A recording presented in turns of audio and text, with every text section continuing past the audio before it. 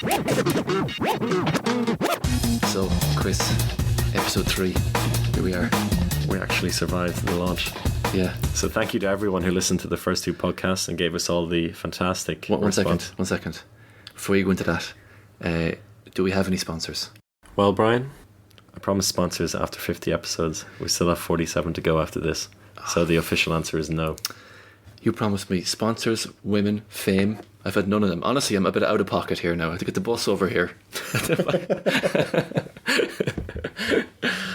This is a labour of love. Yeah. And when the money comes, you'll be hearing the cheesy adverts at the beginning, middle and end of every podcast, but we're not going to hit that yet. So, you wanted to thank all our 7 fans for taking part in the Twitter, what would you call it? Twitter sweepstakes. The slightly informed Velux EHF Final Four prediction game. So where we start with? We start with our first guest, Rasmus Boysen, and his picks maybe. For the Final Four. Rasmus, he said Veszprem are going to get there. PSG, Kielce, Barcelona, and his underdog, HBC Nantes. It's come up quite a lot, Nantes. Yeah, they are. They're coming up as a few people's underdogs, and despite the fact that they lost in the weekend, they lost against the defending champions away to Vardar, and we have a very Vardar-related guest today. Do you want to tell us about the guest we're having coming up? Well, the guest we have today is the lovely, ever-smiling gentleman, David Davies, and he'll be coming up very soon. So the co-trainer of Vardar, and also the legendary Spanish winger who won 3 Champions League titles. So that's worth listening to. Yes. Worth hearing this beginning bit and dealing with it before we listen to the good stuff. And then we had I don't know who this man is, Lukasz, Polish he must be. Do you want to try and pronounce his surname? Złotowski. There you go. Złotowski.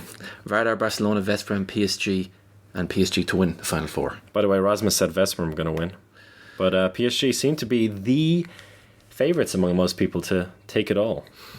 And their good old friend Streg Spiller, who I thought for a long time his name was Streg and his surname was Spiller, and then I figured out that Streg Spiller actually is a line player in Danish. So I apologise to Joachim for that. He picked Veszprem, PSG, Nantes, and TAV.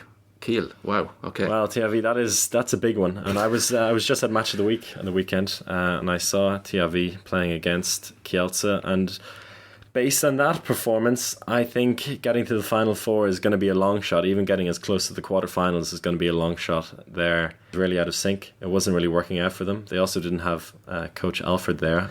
That may have made a big difference, but also, it's just not looking great for them. By the time this podcast comes out, they'll have played their 3rd match, so we'll see how that goes. But yeah, they're in a bit of trouble at the moment. It's hard to see a way out at the moment. I don't know what the problem is, to be honest, really, because they still have quality players. And honestly, I'm looking at the 3rd game now, making a risky prediction here, but I think they could be in a bit of trouble against Aalborg. Oh, absolutely. And last season, I believe they lost against Bjerringbro, so they're not unaccustomed to losing against teams at that level. But yeah, individually, they have a lot of class. And we saw in the Kielce game that there were moments where Stefan Weinhold was burying the goals in. Zarabets, he had a bit of trouble against that big, strong defence for the 2nd week in a row, but he has his moments of magic as well. The left backs, you have Bilek, Nielsen, they can do damage sometimes, but they're all a bit short on confidence. Their defence wasn't that bad either. The biggest problem for them was throwing the ball away, losing the ball in attack, and getting absolutely murdered on counter-attacks. That was the huge difference, particularly in the first half.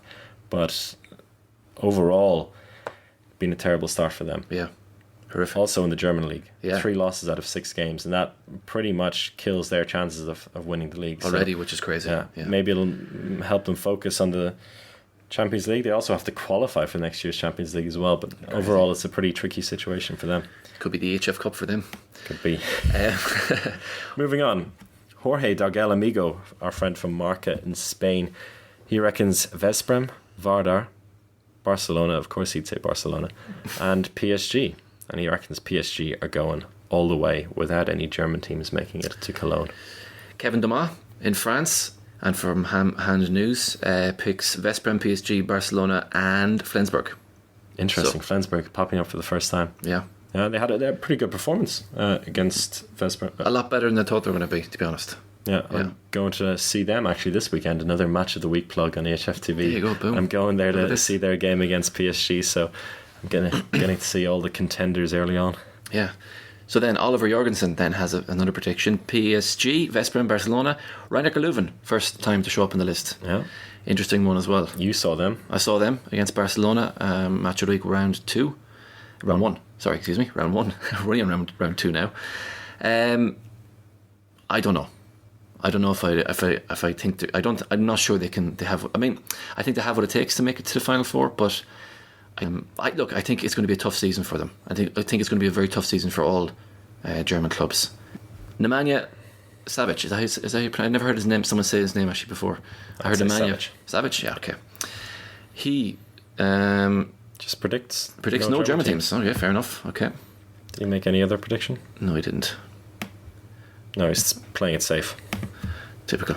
Okay. I'd say he's put his heart on Vardar. I presume so. Lars Brun Morgensen from TV2, isn't it? That's correct. He's gone for Paris, Veszprem, Rhein-Neckar Leuven as well, and Vardar. Paris to win it. So a lot of people picking Paris to win it. Alex Kulesh, the machine from Ireland. What would you call him? The machine on the line? Soft hands, no knees, Kulesh.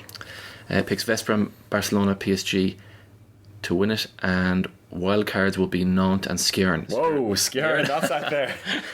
I think he was just scrolling down to the list and saw a nice name. Yeah, I saw a team top of group C or D. I went for them. We also have John Ryan. John Ryan a few years ago from Team Handball News. He actually got his prediction right a couple of years ago, and we never heard the end of it. And he this time has gone for Barcelona, PSG, Kielce, and Flensburg again to make it, and no surprise, PSG to take it all. Kielce, I cannot make my mind up about. I don't know. They were really impressive. I don't know if it was Kiel really underperforming, but also Kielce made them look pretty ordinary. Yeah, and that first round loss against Brest looked bad on the opening weekend, but as we saw, Meshkov Brest looked pretty good in round 2 against PSG, so I think they're also contenders. I'd actually go for Meshkov Brest to maybe make the quarterfinals and push for a finals 4 spot. They won't make it, but yeah, I think that they didn't look that bad against Brest, and I think Kielce, I mean, they've got a great team, and against Kiel, they were able to rotate pretty much the whole squad. After 15 minutes, the only players who remained on the court were Schmal in goal, and that's with Filip Ivic waiting there on the bench as well, another fantastic goalkeeper, and Jun Galda. Yeah. The other 5 players all swapped, and nothing changed. They were equally as good. Would you worry though that they might be a little bit tired by the end of the season? I mean, they do have those 2 new young kids who've come in, Dushabayev and Jans. Do you think though that's enough firepower to last them the whole season? Because they do have.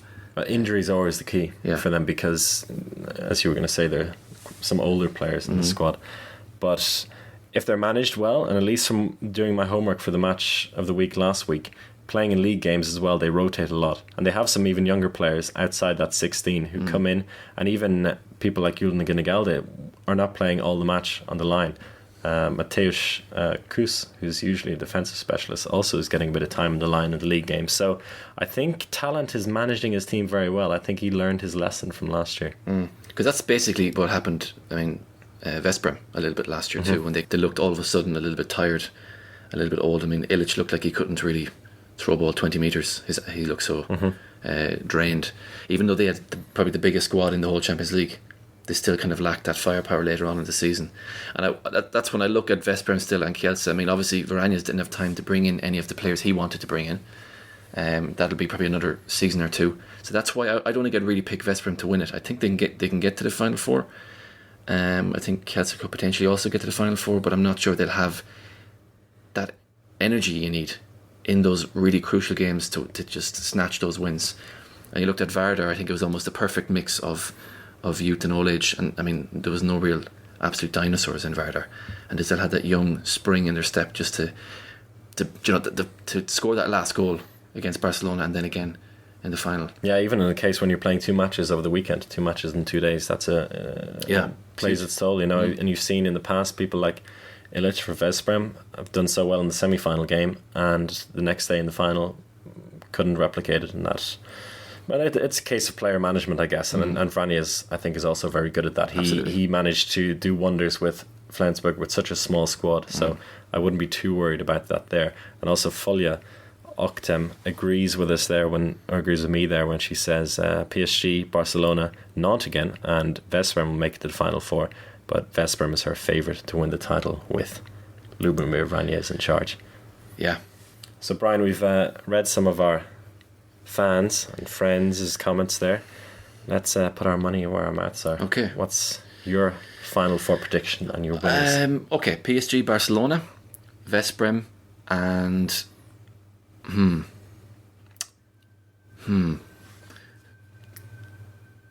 Vardar. Did I repeat someone there? Nope. You have PSG, Veszprem, Barcelona, and Vardar. Yeah. See, I guess Kielce are the team you were thinking about close. there. Yeah, I was thinking about, yeah. I agree with PSG. I agree with Veszprem. I agree with Vardar. But I think Barcelona could be in a bit of trouble this year. And we also saw that Lasse Anderson, God help him, has hurt his knee again. He had another ACL operation. And, well, I've had 3 of them, so I know how terrible they are.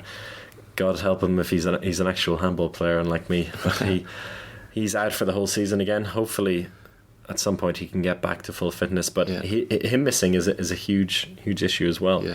So that could push through the Palmerston transfer. You never know. It is interesting, though, to think that people say they look like they could be in a bit of trouble, and there were 6 goals up against the team that won the Bundesliga.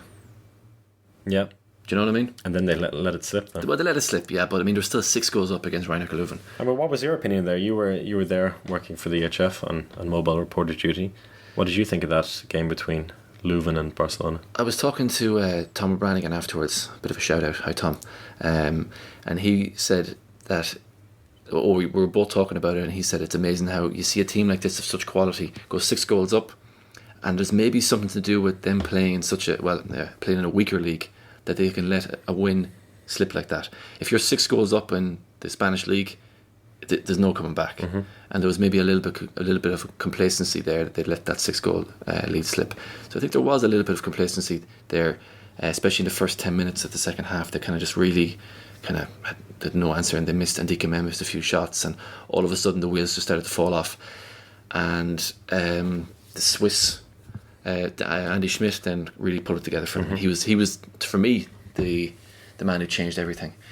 Whether he can keep that up for the whole season, I don't know. It's another question, because he is 34 now as well, isn't he? Yeah. So. But as for my predictions, PSG, Veszprem, Vardar, and I think Kielce will just get in there ahead of. Well, who knows? I mean, we won't know until the quarterfinal stage who's playing who. But I'm going to say now PSG, Veszprem, Vardar, and Kielce. Who's going to win it? PSG, I'm afraid. I say I'm afraid because it's so predictable. That's what I mean by that. And I think it's for men and women, it's going to be very predictable this season, unfortunately. I wish it wasn't, but I think it's going to be PSG and Győr. I wouldn't say handily now, but I think it's going to be clear cut. All right, I'm going to say Veszprem and Bucharesti then. Okay. Yeah. There you go. So what does the winner win?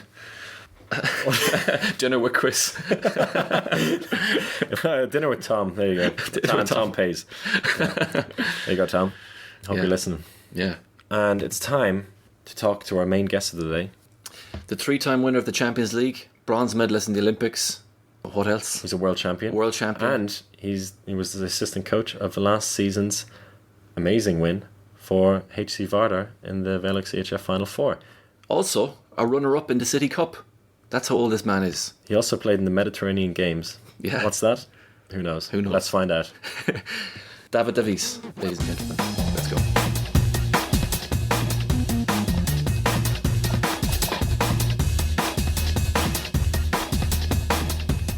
So I think I'd like to start by the last time I saw you was in the changing room in the Lanxess Arena after you won the Velux CHF Final Four. And you had the trophy in your hands, and I say you took about 900 photographs in different poses with that trophy. What has your life been like since then? We're going to talk about the Final Four in a minute, but what has your life been like since winning the Final Four? Well, it's like you feel I don't know how somehow comfortable and somehow proud of yourself, no? Because everybody, all teams, all players, not only players and the doctors and the physios and all the people who work in the club, in the office, are involved in to win this trophy, no? And every season, every season. Yeah. And when you have it in your arms and you see that all the work, all the people that has working to reach this goal and that big, well, this big goal, because it's huge. At least for me, and you have it in your arms, in your hands. It's like I don't know. You cannot feel more proud in I don't know in a whole year. No, it's something very beautiful, and I think it's what you have. The first thought in your mind is, I think, is this. I don't think anyone in handball saw a reception like the reception you got when you returned home to Macedonia. What is it like now? I mean, are you a local hero? Do people recognize you? Yes. No, normally here everybody recognize us because we are here. Like for instance, if you have been in Spain or I don't know in England, the football players are football is the first sport in almost in every country. But here in Macedonia, handball is the most important. And now since we won, it's huge. I mean, when we arrived here, what you saw in the faces of the people, that all the kids in the school, they were outside of the street to say us hello, to cheer us, the people from the offices and all the supporters that were all around from the airport until the heart of the city, downtown, and you can see the face of proud, of joy, of to be proud of being Macedonian, no, and to be proud of the player, of the team, the club. And this was the most amazing, no, that it's not that it's, of course there was a huge people, a lot of people. When we won on Sunday was crazy, and when we arrived on Tuesday in midday also was crazy. Everyone was, I don't know, was something unbelievable. And when I won as a player in Ciudad Real, so a lot of people was there, but here you had the feeling that all country was proud of your job, no? Of the good well job and well done job. And I think this was amazing, and it's complicated to live this again, and it's hard to explain with words. But was an amazing feeling. 2 hours until we arrived to the Macedonian square, and was very beautiful and unforgettable, of course. And now that you've experienced this as a part of Vardar, coming back to training at the beginning of this season and in pre-season training, has the atmosphere been different at all? Has it been difficult to get back into that rhythm, or are you just so motivated after winning it once with this team that it's easy to get back into that shape again? Well, to come back is not that complicated because we only change one player. I mean, only the new player arrives. It's Christopans, and the people Derebe and Alex, all these players, they went, but we didn't sign nobody else. I mean, only Christopans. It's a one professional. We have from the youth team of the second team of Vardar, and they were not semi-professional, to say in one way, but it's only Christopan. So the rhythm of the trainings and everything, because everybody knows what they have to do. So it was some kind, so is easy for us because it's only to remember several things, and everybody start to work. No? And but it's hard. It's hard because what Raul and I, what we are thinking in our minds every day, it's that the last 7 editions of this Final Four, nobody repeats with the trophy. There's a curse. And the most of the team, 99% of the teams, they go out from the group, or they don't go out from the group, or they fell down in the first match, or they lose in a not very comfortable way. So this is my fears right now. When we started to keep this, first to try to be the first team that can repeat in a row, the most important to win the trophy, and not to lose all matches, no, because this is the most easy to happen, and that what happened to the other teams. Never mind if it's Barca or it's I don't know, Besiktas, for instance. And does that add more pressure for you, do you think? I mean, is there more pressure now that you are champions and have to try and repeat and to end this curse? Or was there more pressure being a part of this Vardar squad, which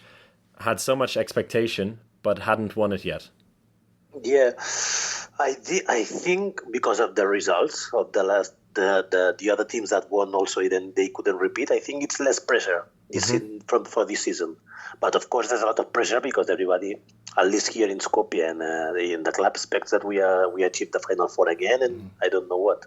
So or win again. So I don't know. It's some kind of strange, for at least for me, because I think that we can reach the Final Four again because we have the same team. We increased the level of the last year because we have more visibility in the team. Because he can defend, and for instance, Alex Dushbaev couldn't defend, and he can also attack. So, but on the other hand, nobody does. So nobody repeat these last 7 seasons to be the king again in Europe. So somehow it's okay. If we don't win, it's normal, every other teams. And we won is a challenge. So I think I don't know. It's half. So you've been at the Final Four with men and women. Why do you think it is so difficult to repeat this success? Yes, because I think for us at least there's 14 teams that can reach the Final Four. Mm-hmm. And in this Final Four, of these all teams, 7 has real chances to win the Final Four if they reach the Final Four. But real, not maybe if it real. So I think in men's Champions League is very complicated. The level is so high every year. It's one more team that it's putting the level, going up with the level, and I think it's complicated. It's so complicated to win. It's very complicated to enter in the Final Four, and to win I don't know. It's the hardest work in all season, and yes, it's because of that. Because there's a lot of competitivity and a lot of teams, good teams, and with real chances to win. I think it's just the most remarkable thing of the Champions League men's. It's totally different with the girls, for instance. And last season for you was quite interesting. I mean, you were coaching the women up until a certain point, then you swapped over to the men. Both teams got to the Final Four. The women came agonisingly close to winning it, and the men did win it. What was it like for you to watch the women come so close but not quite have it in the end? I don't know. Maybe if to change the coach, I was there from it starts in the end of the season, and then in October after the first match, I started with them, and then in February, March, I was sacked and was fired, and then started Korcharov and Irina, and I think so many changes are not good also for not good for the teams. When you change the coach, it's a lot of stress, a lot of different systems and new systems. I don't know. Sometimes come some players also, and it's some kind of stress, and the team always you are not going in the good way. It's my opinion. And on the other hand, the other teams that has the stability, like for instance Gior, then they go all the way and without stress, without stones in the way. I don't know. I think maybe this was the reason that too many changes in one year were not good, and maybe this last attack went before the extra time. If I don't know. If you are more, you know what you have to do. You don't have. I don't know. It's complicated. I don't know. It's always for small details that you lose or you won when you play in the Final Four, for instance, and girls also. And maybe this was the reason. Yeah, so many fine margins. Other reasons, but explain it now. Yeah. Yep. So if we go back to the women, and you had a fantastic run with them. You had I would consider a great series of matches in the Champions League in particular. Everything seemed to be going quite well. Now that you look back at it, it ended up very well for you because you ended up winning the Champions League with the men. But do you feel any regrets about how the way your time with the women ended? Yes, of course. when you are fired, I think it's because you should do it something wrong, no. But yes, of course, I'm on the other hand, I'm so satisfied because it was the first time that I took a team with more time than was the first time, and because the last time was at the end, the last part of the season, and I couldn't do not much more. Maybe yes, but I'm not sure. And this time I had 5 months to work with them, and I saw that the results were really good. What you said, no, that everything was really good. And when you are at the end, when you are in the hardest part of the work, and you are working every day, and then when arrives the best part of the work, that is the final four, and you are tired, then you feel like not good, no. And also if you have the results, because I always said we need to see all in sports, you have to see all things with perspective. And if you see that we won 8 matches and we lose only 2, and we have also this issue with Klikovac's father that was died before one match, and I mean, I think that I did a good job, a very good job with them, and. Well, yes, for me it's sad, but I also, on the other hand, I have to accept that, and I cannot be egoist, that maybe sometimes you do, and right now it happens a lot, that you are doing a good job and the club is not happy with you and they must fire you. So to make one change and maybe to change the direction of the team, or I don't know what. So I also accept that if the club is not happy with my services, that they fire me. Okay, it's not that bad. It's normal. I can expect this every day, because when you are a player, you must make a big mistake that the club fires you. No? But when you are a coach, can happen this, that you have this 8-2, and they fire you because they are not happy. So, these things happen, and not only to me, Ortega, Schwalb, I don't know, Ranieri. Of course. Yeah. Yes, these things happen, and you must accept it. It's hard the first week, but then you'll see that. It's our life, and it's what we choose, and we know that this can happen, and you must be ready to accept, of course, to accept it. And how do you find the crossover between coaching women and then coaching men? Because there isn't a lot of crossover. I mean, Michael Biegler comes to mind of someone who's crossed over before. I mean, what's the challenges between coaching men and women, and the big differences? Well, there's big differences. Yes, of course, because men's, like you say, everybody said that women think too much, and men's we don't think that much. No? This is true, but completely true. I mean, it's like this. It's so simple, but it's like this.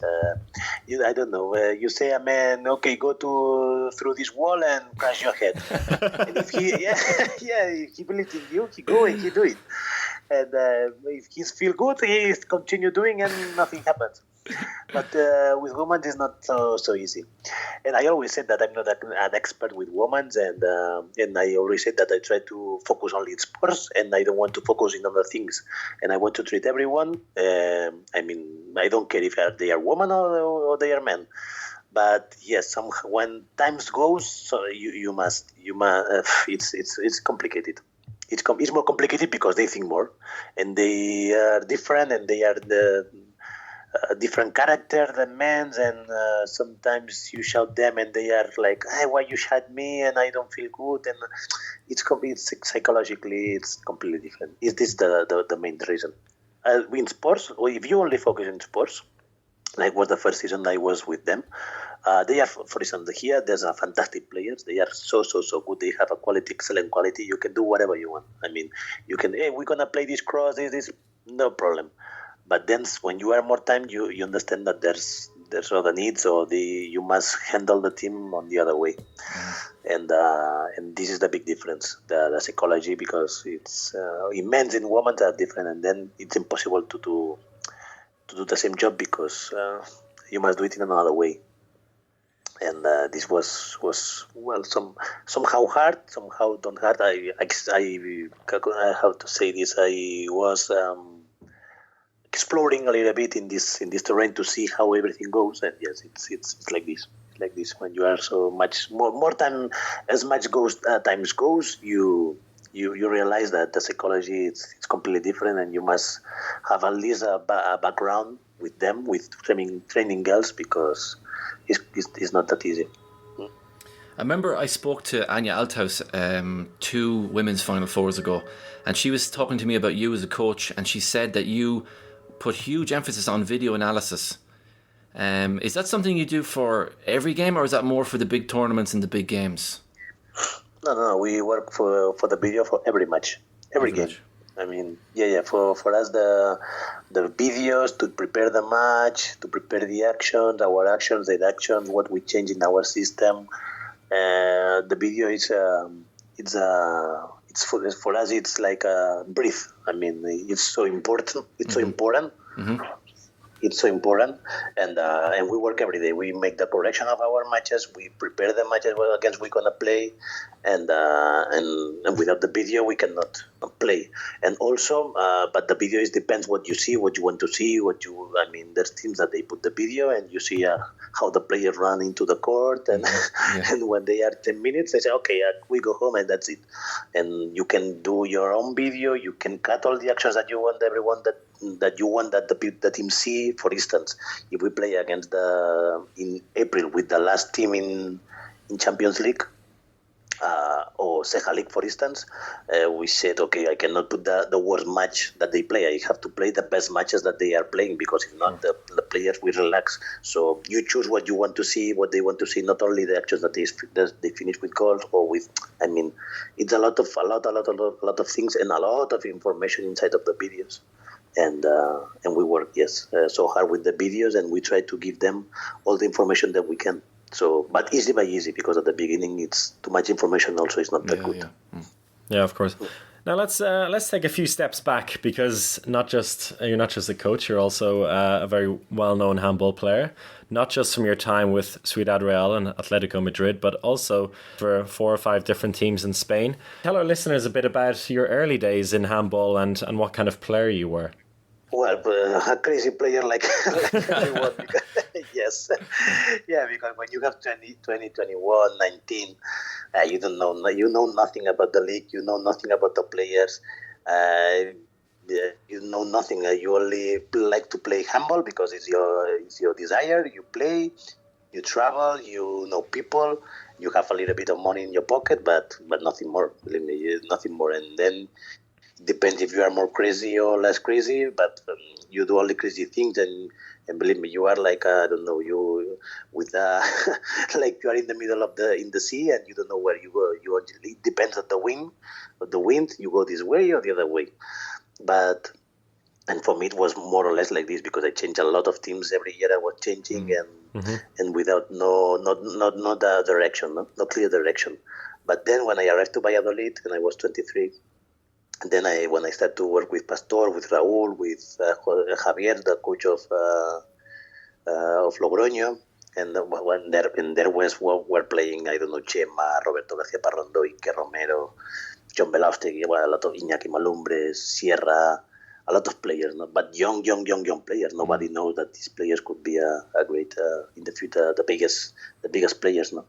But well, I was there and I was seeing how Pastor was working, and then I realized that yes, I choose good finally, and yes, I need to choose this. I need to follow this road, because this road is the one. No? Because sometimes it's okay, you go and you don't know, you don't see nothing. No? But sometimes you see something that says, hey, I like this. Hey, this is interesting. Hey, and then you see the matches goes, and you see that you win, that your level goes up, and then you say, no, I need to follow this man. No?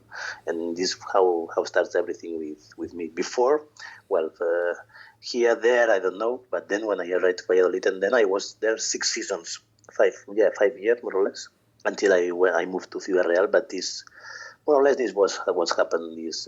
I started with 17 until 23, nothing, and then from 23 to 29, it's when I make this change. I improve myself, and the team also. We play a lot of finals, and I started to enjoy handball again, like when I was 14, 15, when I was in the youth categories of balonmano years. And do you think that change when you were 23 to Valladolid? Was that, like you said, it was like an awakening for you? You realized with all these great up and coming players and the coaches what was possible. Do you think that you always had the talent but didn't work hard enough, or did you think that you were just you saw the potential of making a career in handball, and these people inspired you to train just that much harder or more intelligent? Yes, more this second choice. Yeah, they inspire me because I wasn't when I was young. I was playing Granollers. We won everyone. When I was in the national team with 17 until 21, also we won a lot of medals and gold and everything. So the talent you have it because it's not that easy. Yeah. I mean, you can have it's not that easy, not so good. But when you arrive someplace that you see that you increase your level, and then it's like sometimes but also is when you go to training and you always train the same, or you think that what you are training is not, that has no sense, or you don't see the results, or you don't see that the team is going up during the season. I don't know. And when you arrive in a place that you see that everything goes good, that they smart because they tell you ask, hey, why we do this? They tell you, hey, we do this because of that. Why we do that? Well, we do that because of that. Hey, they're gonna do this, you're gonna see this, and you realize that it's fantastic. Believe me, it comes like this, but it's not only with me. A lot of players has happened this with we call the system, no, the system of Valladolid or Logroño. Then was Real, blah, blah, blah.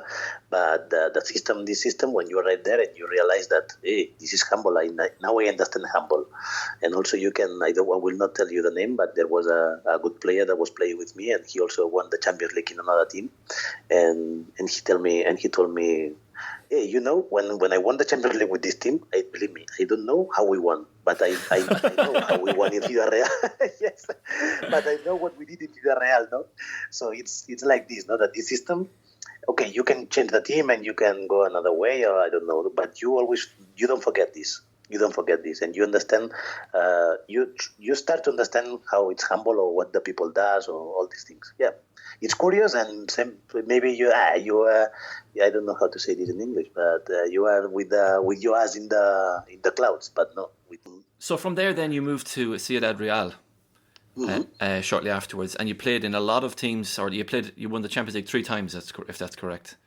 Yes, and we lose 3 times also. Okay, well, let's focus on when you won 3 times. So you played in some really, really awesome lineups. Is there one lineup or one year that really sticks out where you think that was a really kind of a golden team? Not golden team, but because I think in this age there was a lot of people, a lot of good teams, good players, and. But yes, from 2005 to 2010, we were the team that won more times the Champions League. So we were the team. So, but I don't know. I don't like to say that we were the best, because maybe we won a lot of matches by 1 goal, but one goal because the other team was really, really also good, no. So, but we won more times. I don't know. Maybe with the video, because the video helped us. Maybe because we had a good, and it is true. We had, if you see the 3 best players between 2005 and 2010, one of them was into the Real, maybe the first, no. So, and also we had a great coaches, no, because Talan and Raul did a great job.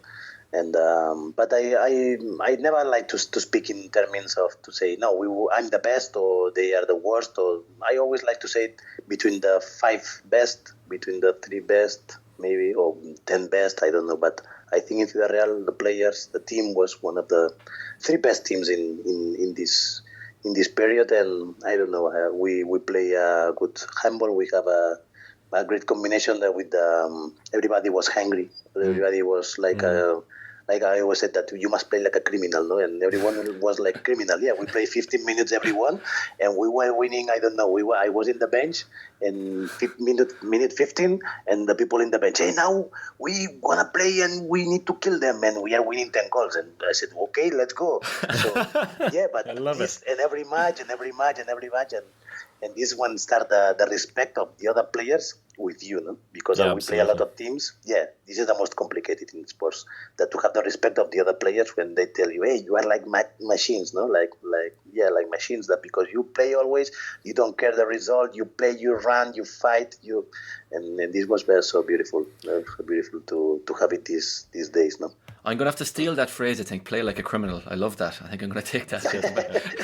Yeah, but this is so complicated because you must have hungry every day, and it's not that easy. No? Yeah. It's not that easy. Is there a player that stands out from your time in Ciudad Real that you really enjoyed playing with? I don't have one. I mean, I don't have one. I don't have one player that say, hey, this is fantastic, because believe me, every day you could see things in the trainings that were amazing, but not only one player, a lot of players, and also in the matches you see things that you say, wow, how can he do this? No, it's amazing. So it was not only with everyone, because I don't know how many players were when we were there. I don't know, 50 players, maybe, or 60. And it was fantastic to play with everyone. So I never have one player to say, hey, no, this player is fantastic. Yes, of course, there was a lot of players, brilliant. But no, I don't have one one favorite. So as you said, you won the title 3 times, and the Champions League title 3 times. You also lost a few times. Was there one of these finals that really stood out for you as a memory? I know there were home and away matches, but as a series of games, or even as a single game, is there one that you'll always remember and be telling your grandchildren about? Yes, well, for me the first, because when I moved from Valladolid, I was 29. So I thought that when I was in Valladolid, I said, okay, I will not move from here because I'm too old, and 29 years old, like nobody will sign me. And I was also wing, and I don't think that nobody will sign me. And then when I moved to Ciudad Real and I won the first one, and for me was fantastic, because until 29 I never played Champions League, not even one match, because I was in weakest teams, of course, and it was my first season of Champions League, and was the first title, no? So for me was very important, because was returned before a long time to win something big, no? When I was younger, I could reach, but when I was professional, I couldn't reach. No? So for me was really important, and of course the second and the third, of course, and a lot of matches are important. But I think for the Champions League, the first one was the most beautiful, and the most I don't know. I felt so happy and so satisfied, and I said, okay, maybe I can die now, because I played Champions League for one, then I won. So yeah. And then it got even better. yeah, of course. It was much better. But you never know. I was talking with my kid yesterday, and he told me, "Hey, Papa, I have this new cologne, and he said I will use it only for special moments." No. I said, no, use it every day, because you never know when it's a special moment, and the special moment always when it happened, not when it has to come. So it's better to enjoy it in the moment, and let's see what's happened next. And yeah. After those golden years, there was a bit of a downturn in handball in Spain, and I guess that's part of the reason why you're now in Skopje coaching. And for example, Ciudad Real are no longer the force they once were, but they do have a team in the second division in Spain now, I believe. Is that right? Balonmano Alcaraz CR or Ciudad Real. Yeah, because there was 2 teams. They made 2 from one team. They make 2 teams. Okay. And and now is one in the first and the other in the second. Okay. I think so. Yeah, because now I didn't follow, but yes, I think it's something like this. And do you see handball in Spain, and I guess there's a potential for Ciudad Real? Those fans they're still around somewhere. Do you think the potential is there for the domestic handball to enjoy a revival in Spain? I think it's complicated, and I will tell you why. It's my opinion. So in Spain, they're always, if you see the youth championship and they win, they still winning like it was 20 years before. But in Spain always had a lot of good handball players from Spain. Okay, but what the difference between now and when I was playing, or 15 years ago, 20 years ago, is that there was money in the league, and all the teams buy the best players, international players with a lot of experience, to train with these national players. So the level goes up. But now they don't have this money, and they continue to have these good players, national players, but they are not training with the best. So their level is not going that good, or is not that visible like it was before. Mm-hmm. So I think this is the big point of the difference between now and last 20 years. No? That the Spanish handball also was up. I think until the money don't come back to the handball, they will not sign good players to train with the good national teams, and you understand national teams, no, with the domestic league teams. I mean, for instance, in Granollers, they signed Branier, they signed Siverson, they signed Atavin.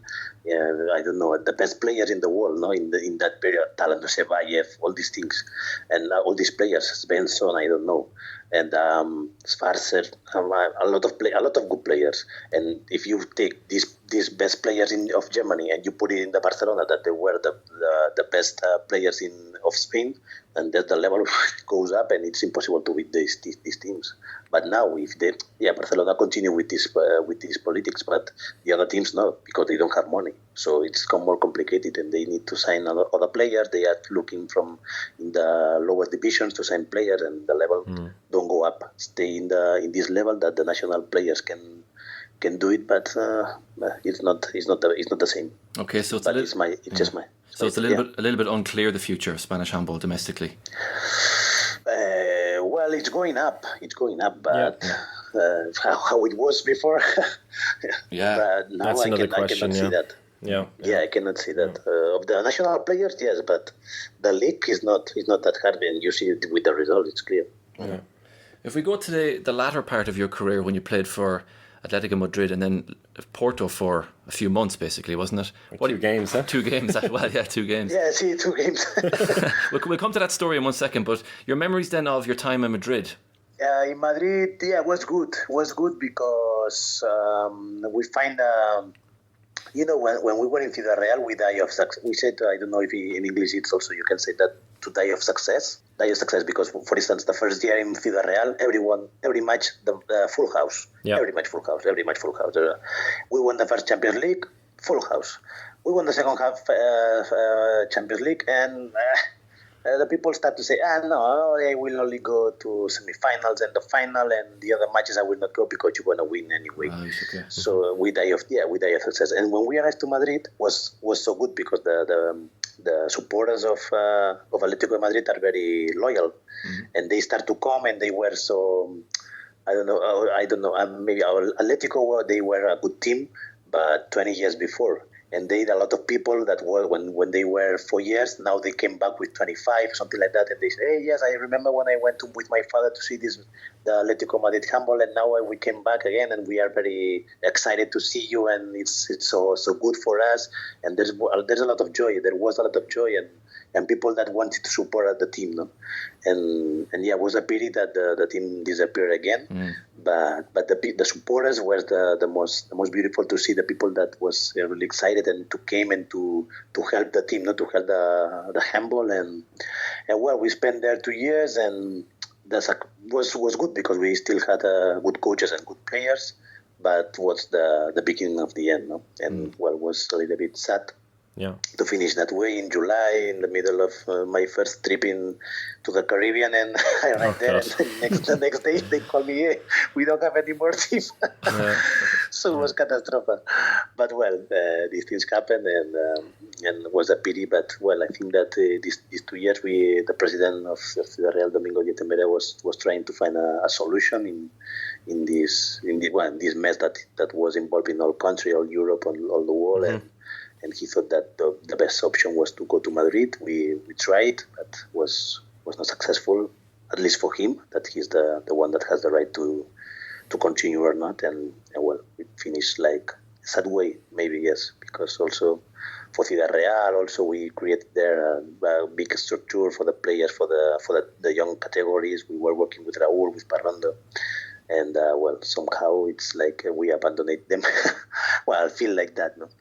It's a little bit sad, but things are like this, and well, we were professionals, and we have to move. And look, now I'm in Macedonia, so who knows? So you retired in 2013, is that correct, officially, from Atletico?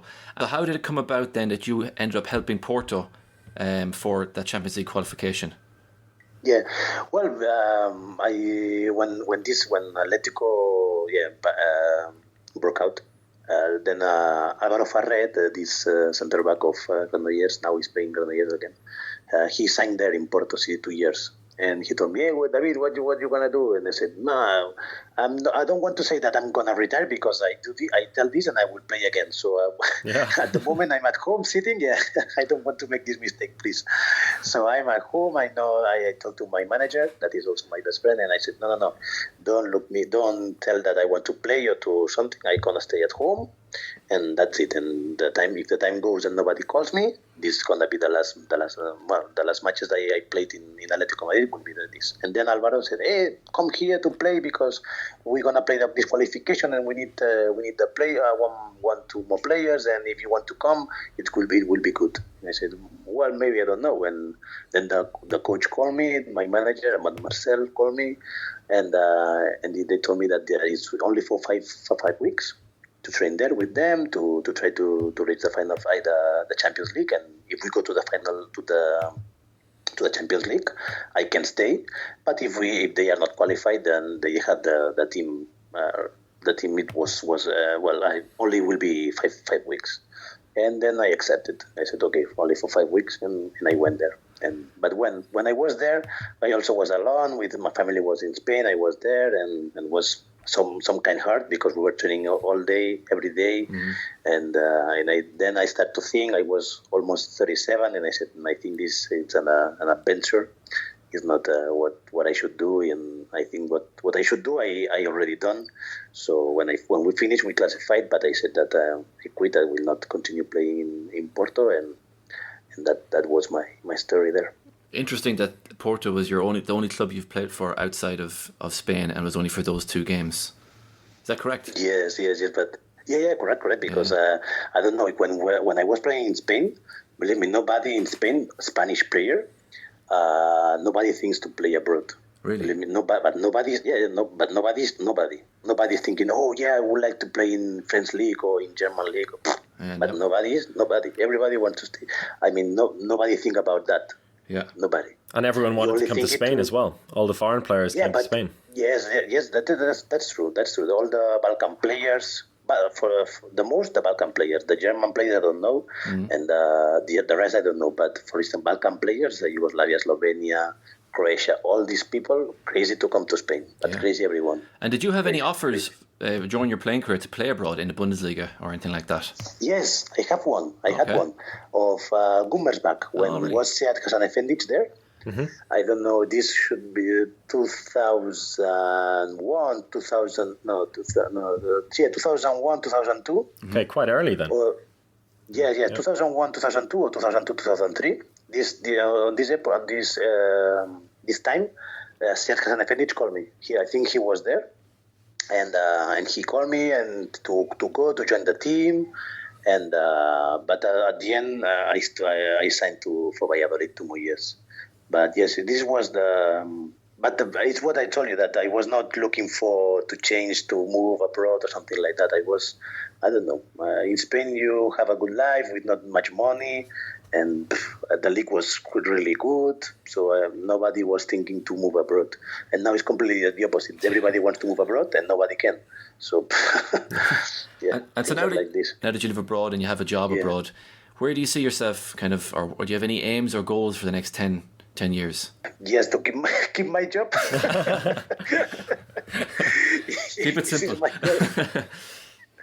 Yeah, because I don't know. 10 years as a coach, and now it's complicated. There's not that much teams. If I want to keep my level, and now I want to move in another team, but to be the first coach in a team of Champions League, in the team A or B.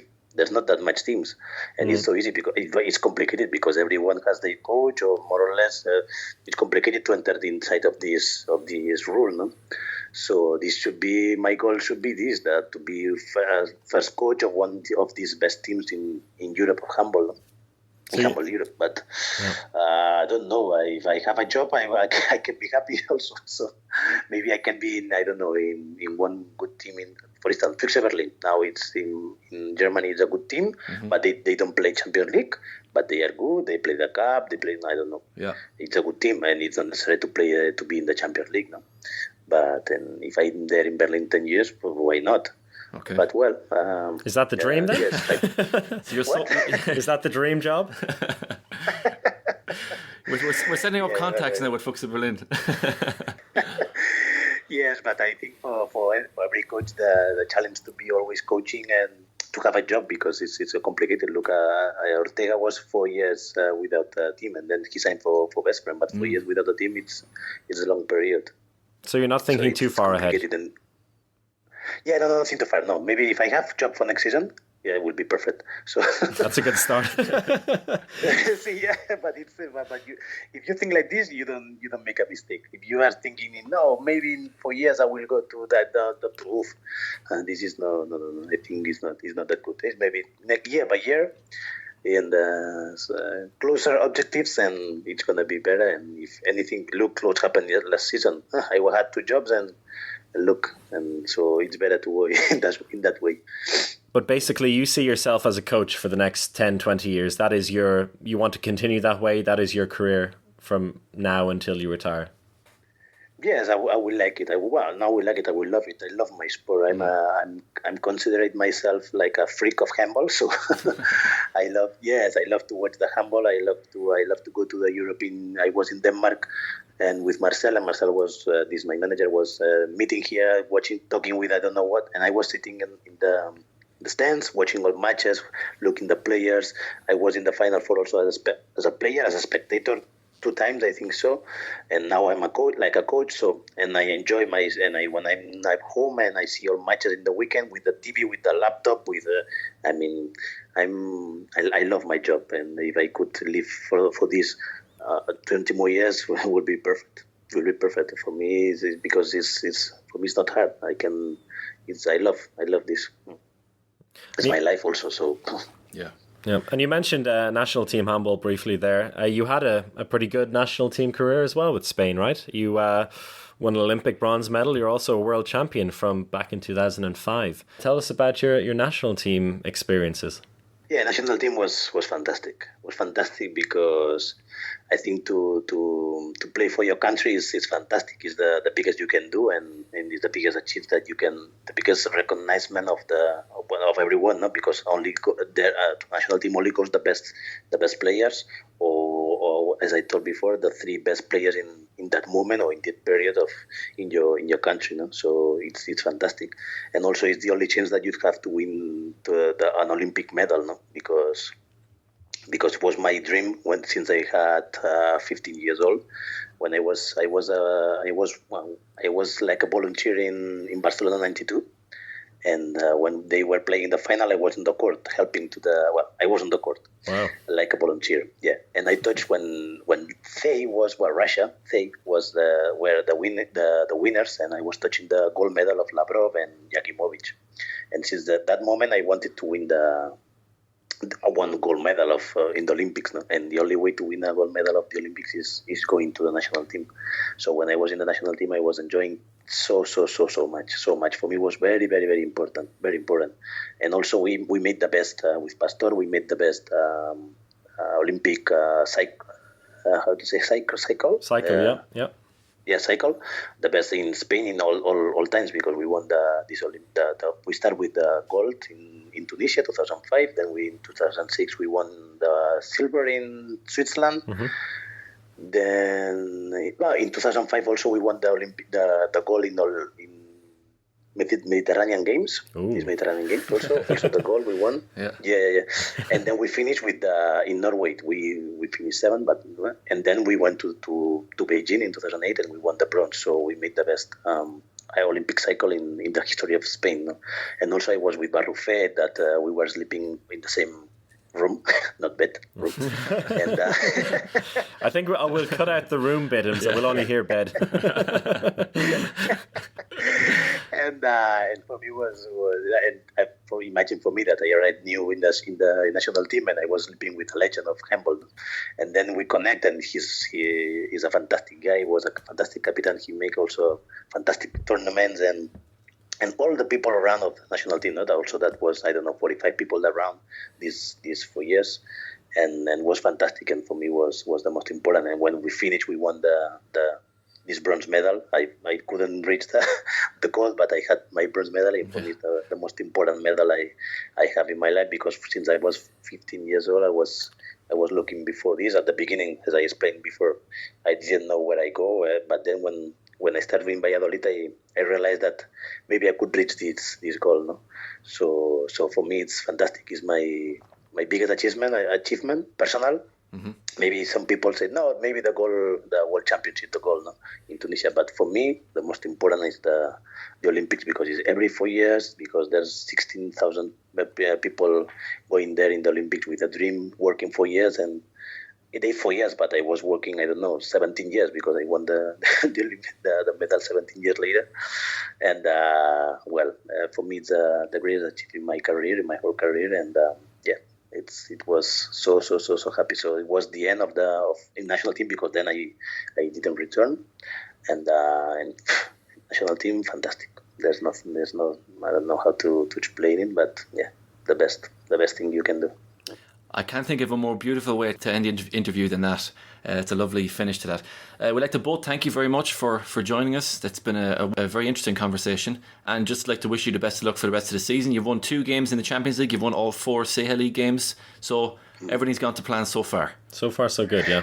Yeah. It's going like it should be, and I hope to see you in the Final Four again, and to enjoy with your company, because you are really professional. You are very kind, and believe me, with you, everything it's so easy, and you did, and you are doing a very good job for our sport, and for the success, and for the future of these 10 years or 20 years that I will be training in a Champions League team to making interviews with you. So thank you for calling me, and also for me it's also a pleasure, and it's so good. Thank you for thinking of me, and see you in next episodes. Excellent. Excellent. All right, take care. Thank you very much. Take care. Thank you. Good night. Bye. So there you have it, David de Vries. Wonderful interview, very enjoyable. Yeah, I spoke very openly there. I really enjoyed that, and I hope you enjoyed it too. And we'll be back in 2 weeks, but until then, get in touch with @Handball Hour on Twitter. You can also find us on Handball Hour on Facebook. That is the Uninformed Handball Hour for this week. And if you enjoyed that, make sure you subscribe so you'll hear us in 2 weeks again. Thank you, and good night. Au revoir. Good morning. Auf Wiedersehen. Tschüss. Ciao. Tot ziens.